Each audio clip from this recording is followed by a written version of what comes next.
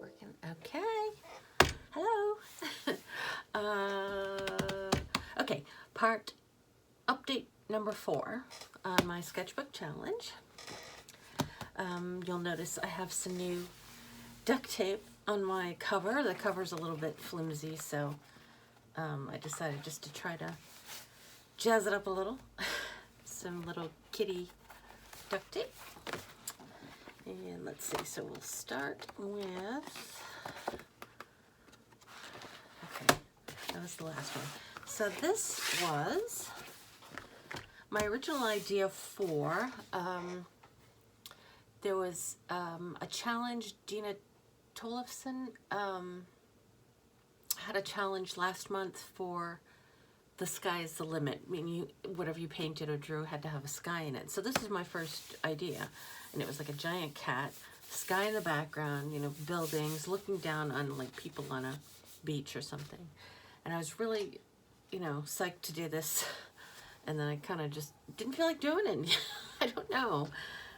I ended up doing sheep in a meadow with a sky instead. But this was my original idea.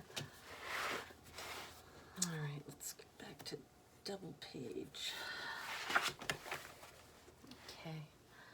All right, so next this is acrylic gouache and a Posca marker. Didn't come out like I wanted it to. I think because the way acrylic and acrylic wash can be kind of flat, and I don't know. Maybe if I did it in watercolor, it would have looked more the way I expected it to, but this is gouache, regular gouache, and Posca marker. Sort of Starry Night in a jar. I really love how I love the colors, the purples that I got when I was doing this. I think I mixed this blue and this purple to get these. I don't know, it's really pretty. All right, this is acrylic gouache, a little cone flower. Got some nice texture to it. Sort of inspired by one of Mira Byler's acrylic paintings. She did, I don't know, a few weeks ago. This is because I used alcohol marker on the other side. Luckily I did that other side first. So this is just some contour drawings, just because there was not much else you could do because I had already messed up the page. So just some contours, there's some cats and some profile, some lips, kitty, a woman holding a cat kind of thing. And all right, this is the alcohol marker. The background is ink, and this part, the orange, is alcohol markers, and then I did some micron on top. By the time I got done here, I kind of realized that I liked the way this looked just as it was. So I should have maybe only done the designs on one of them and left the rest, because I really kind of liked the way it looked. This one is the Jane Davenport Layer Cake Pan Gouache, and I did a separate video on this particular picture. It was a couple weeks ago. I forget what it's called, using pan gouache or something like that. And it's got permapique, Posca, and permapique. Oh, so like an acrylic marker for like outlining. And that, and another circular shape, and another Van Gogh reference. Guess I was into that this month. This is also the pan gouache and Sharpie for the outlining. This is my Artex acrylic markers. Another round shape, another sort of Van Gogh-ish thing going on. These are some like derpy little cat bunny type creatures. I used my Derwent watercolor pencils to color them in, but I didn't activate the color. I just sort of left them. This was just a little simple portrait with micron. I used my new brush markers, the Pentel art brush markers, and it was very dark. Of course, it's nighttime, it's a tree and a crow, so it's pretty dark. So I ended up going in afterwards with like I think a silverish colored like acrylic marker, just so you could see a little bit more. You could see the outlines or whatever. This was the Artex acrylic markers. These are just some weird little characters I saw online. I don't know, something colorful. This is Tamara Laporte. She has company Willowing. I think she does classes and she's done a couple of books. She does very colorful characters, little animals and like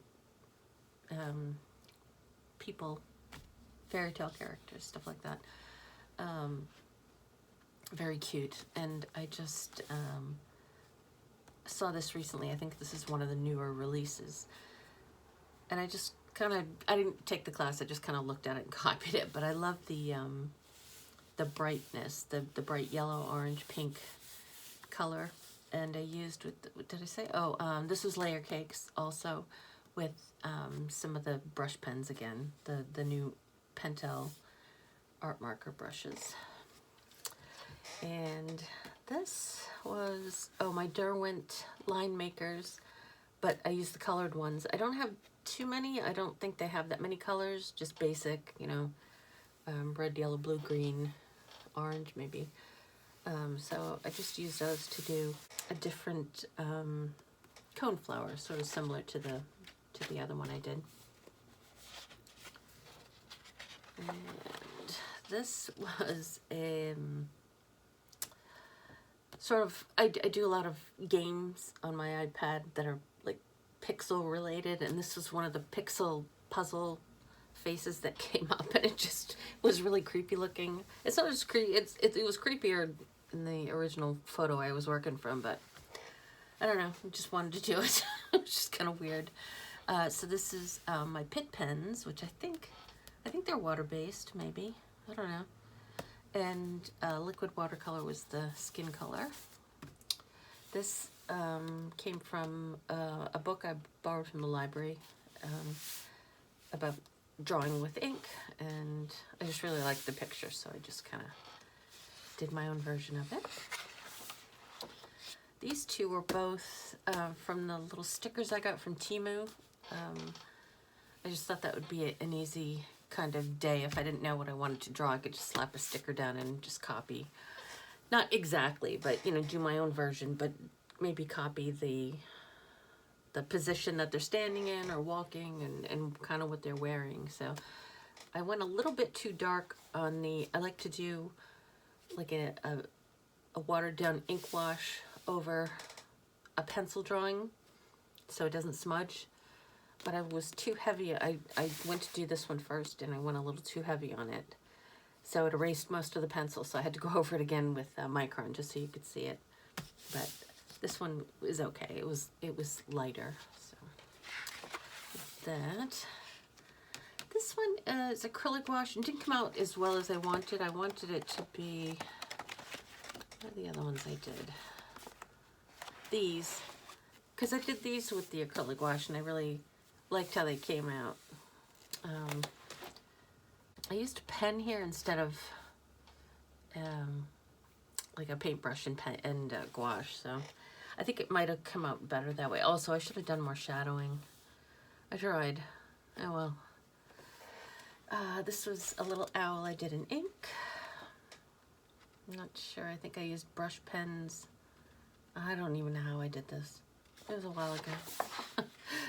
This just an ink drawing. The piece I was working from, it was a photo of an acrylic painting, but I didn't feel like using color that day for some reason, so I just did the line maker.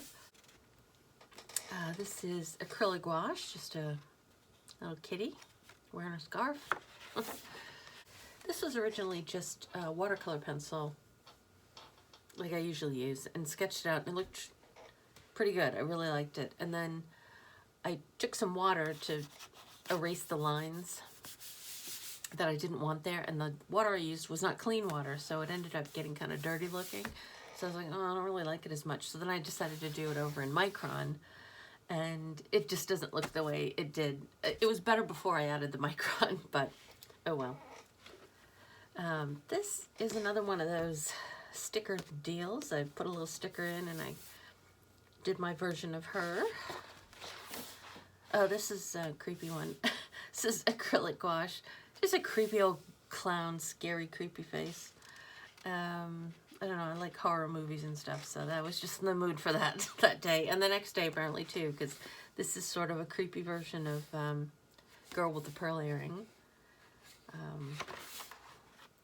These 2 days were both days where I just couldn't do anything. I kept looking at pictures of things I might want to draw, and I didn't feel like doing anything. I mean, I wanted to do something, but I just didn't have it in me, so I did these circles in acrylic wash, and then I just colored them in with different colored watercolors. And this I just did, they almost look like fingerprints with a line maker or micron type of pen.